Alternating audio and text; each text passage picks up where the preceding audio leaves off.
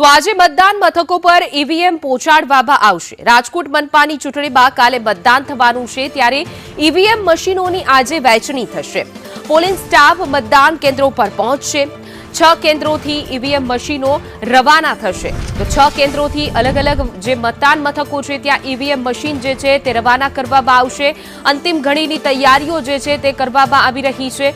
રાજકોટમાં મનપાની ચૂંટણીને લઈને ઈવીએમ મશીનની આજે વહેંચણી કરવામાં આવશે અને જે તે મતદાન મથક છે ત્યાં પોલિંગ બૂથ પર પહોંચાડવામાં આવશે। પોલિંગ સ્ટાફ દ્વારા જે મતદાન ઈવીએમ જે છે મશીન એ રવાના કરવામાં આવશે। 6 કેન્દ્રોથી આ ઈવીએમ મશીન જે છે તે આજે રવાના થશે।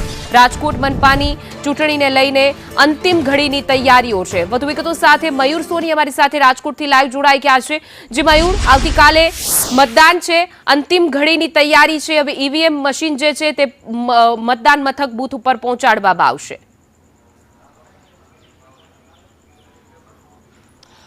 હિના, ચોક્કસ આવતીકાલે સવારે 7 વાગ્યાથી રાજકોટના અલગ અલગ 18 વોર્ડની અંદર ઉમેદવારોના ભાવિનો ફેસલો કરવા માટે મતદારો છે નીકળશે અને ઈવીએમ મશીન છે તેની અંદર પોતાનો મત આપશે। આપ આ દ્રશ્યો જોઈ રહ્યા છો, જે પોલિંગ એજન્ટો છે તેના માટેની આ કીટ તૈયાર કરવામાં આવી છે। રાજકોટની અંદર 1000 કરતા વધુ મતદાન મથકો છે અને તેની અંદર જેટલા પણ બૂથ આવેલા છે એમાં એક મતદાન મથકની અંદર 5-5 લોકોનો જે સ્ટાફ છે, પોલિંગ સ્ટાફ, સુરક્ષા કર્મીઓ, તેમના માટેની આ કીટ રવાના કરવામાં આવશે। બપોરે 12 વાગે તમામ ઈવીએમ મશીનો આ કીટ સાથે પોલિંગના સ્ટાફ છે તે અહીંથી રવાના થશે। અલગ અલગ 6 કેન્દ્રો ઉપરથી આ આખી કામગીરી છે તે કરવામાં આવશે।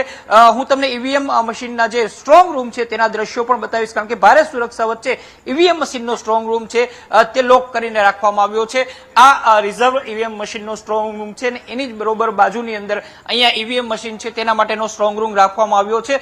રિટર્નિંગ ઓફિસર આવ્યા બાદ આ સ્ટ્રોંગ રૂમ છે તે ખોલવામાં આવશે અને ત્યારબાદ અહીંથી એક ઈવીએમ મશીનો જેમને અલગ અલગ બૂથના નંબર આપેલા છે, બૂથ નંબર 1 થી 49, 1 થી 57, 1 થી 65, અલગ અલગ વોર્ડના જે ઈવીએમ મશીનો છે એ અહીંથી રવાના કરવામાં આવશે। મતદાન કેન્દ્રો છે તેની અંદર બપોરે 12 વાગ્યાથી અહીંથી સ્ટાફ રવાના થશે અને ત્યારબાદ તે પોતાના મતદાન કેન્દ્ર છે તેનો કબજો સંભાળી લેશે। દરેક મતદાન કેન્દ્રની અંદર પોલિંગ સ્ટાફની સાથે સાથે જે ચૂંટણી અધિકારીઓ છે તેની સાથે સાથે પોલીસ છે તે પણ સુરક્ષાની દ્રષ્ટિએ અહીંયા તૈનાત કરી દેવામાં આવશે। રાજકોટની અંદર કુલ મિલાવીને 1000 કરતા વધુ મતદાન મથકો છે, જેમાંથી 500 કરતા વધુ મતદાન મથકો છે એ સંવેદનશીલ જાહેર કરવામાં આવ્યા છે। 8 કરતા વધુ એવા મતદાન મથકો છે કે જે અતિ સંવેદનશીલ છે અને તેના માટે ખાસ વ્યવસ્થાઓ છે તે કરવામાં આવશે। 12 વાગ્યાથી અહીંયાથી ઈવીએમ મશીનો સાથેનો સ્ટાફ છે તે રવાના થશે અને ત્યારબાદ આવતીકાલે છે એ મતદાન થશે। એટલે ઉમેદવારોનું ભાવિ છે એ મતદારો નક્કી કરશે। આવતીકાલનો દિવસ ખૂબ જ મહત્વનો છે અને તેના માટેની તમામ તૈયારીઓ છે એ પૂરી કરી લેવામાં આવી છે।